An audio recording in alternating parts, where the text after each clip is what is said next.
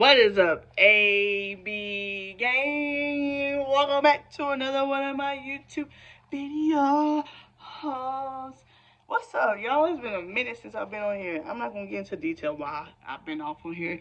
But long story short, I've been getting these intuitive nudges to post my self-published book, like parts, like chapters, read them, and maybe it can guide somebody on their journey wherever they're at.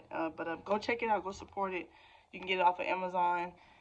Titled "My Authentic Self" by Ariel Nels, and again, it was self-published by me. I wrote it. So I was guided today to read this chapter called "Embracing Help and Gratitude." Yeah, I cut my locks off. That's a whole nother story, though. I vividly remember a day when I went to the grocery store with a dear friend who has been an incredible support system throughout my journey. She has been there for me not only emotionally, spiritually, and mentally, but also financially. I am eternally grateful for her presence in my life, as she is truly an angel in disguise. On this particular day, she insisted on buying groceries for my home. I hesitated at first, feeling uncomfortable with accepting help from anyone. I had always been the giver and been taught by my independent single mother to never depend on others. I had also developed a belief that people only helped for their own gain, expecting something in return. However, I took a leap of faith and I allowed my friend to assist me in putting food in my apartment. Although I expressed gratitude externally, internally I was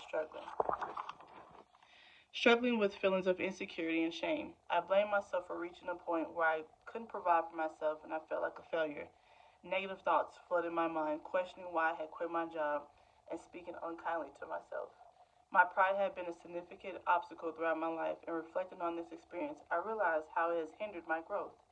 In that moment at the grocery store, my emotions were all over the place. Anger, sadness, guilt prevented me from being present and genuinely appreciative. It saddens me to think that many of us live this way every day, allowing negative emotions to overshadow the gratitude we should feel for the present moment. I became distant and withdrawn around my friend and her son, ready to retreat to the solitude of my home. Not only was I creating issues for myself, but I also realized that my behavior was affecting my friend and her son. It wasn't fair for me to take out my frustration on them in a nonverbal way. They could sense the change in my energy. The day became awkward. I felt embarrassed because I didn't want her son to see his mom helping me when I was at a low point. I didn't want him to perceive me as weak. As we got into the car, I remained quiet and distant, refusing to explain what was bothering me. My friend looked at me, concerned about my behavior. I couldn't bring myself to answer. I simply stayed silent and shook my head. While driving to drop off the groceries at my house, she finally spoke up. She said, "Look at me. If you want to be with me in the future, you have to communicate and not shut down every time something is wrong with you. You are my better half. I need you to open up." I confessed that I felt helpless and wanted to give up on life. I gave her an example of how I couldn't even make a sandwich for myself without her help, and it was embarrassing.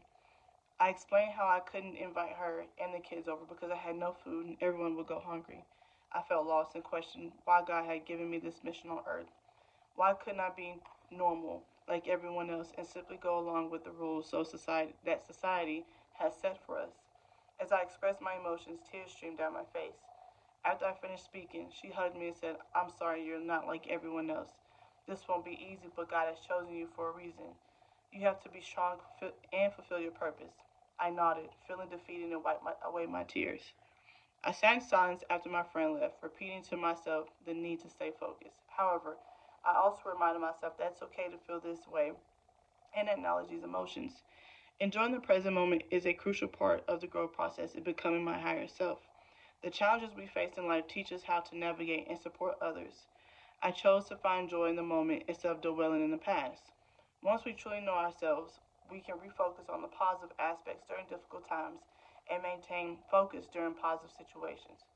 In my opinion, bad bad days are the best days because they shape us and provide valuable learning experiences.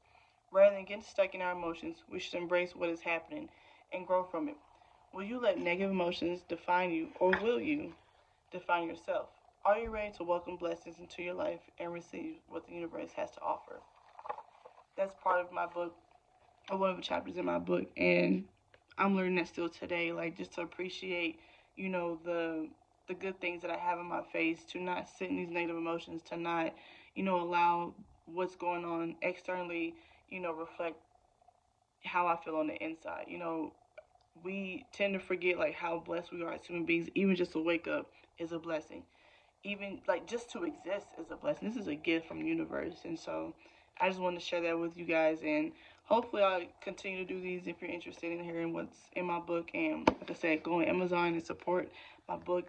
This is just to help people connect back to who they are. This is going to help people understand like you're not alone. This is going to help people like embrace being human, because we have lost so much of ourselves, in this world. And I believe my book, and I know my book is and will going to help so many people in the next generation. So y'all go check out my book. Appreciate it.